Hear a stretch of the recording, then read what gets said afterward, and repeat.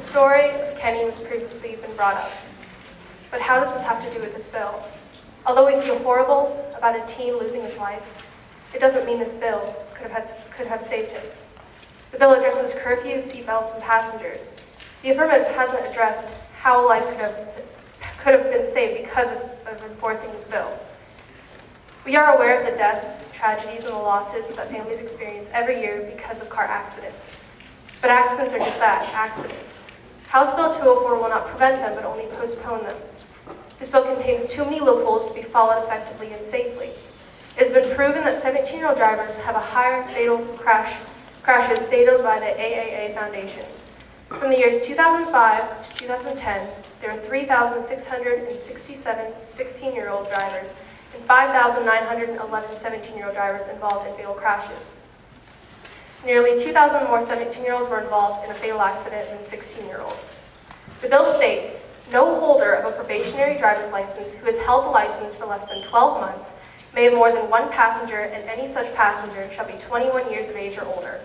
In other words, 17-year-olds are allowed more passengers in the car than 16-year-olds, despite the fact that they have higher crash rates. Let's face it, teenager drivers are going to have higher crash rates than any other age group. Just like a child when they first learn how to ride a bike, they're going to most likely fall off or become imbalanced. There's no way around it. Enforcing more restrictions that are extremely similar to what is being enforced today, is not going to suddenly make teenagers safe and want to follow the rules. The major change in this bill is the hours teenagers can be on the roads. Originally, it was from 1 a.m. to 5 a.m., but it was changed to 10 p.m. to 5 a.m. An example of the changes in the bill that are For example, this bill is enforcing that all people in a car driven by a holder of a probationary license or a temporary license must wear their seatbelt.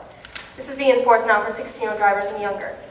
Yet it states in the bill, no law enforcement officer shall cause the operator of a motor vehicle being operated on any street or highway to stop the motor vehicle for the sole purpose of determining whether each occupant of the motor vehicle is wearing all the available elements of a properly adjusted occupant restraining device. However, according to the Center for Disease Control and Prevention, teens have the lowest seatbelt use of any age.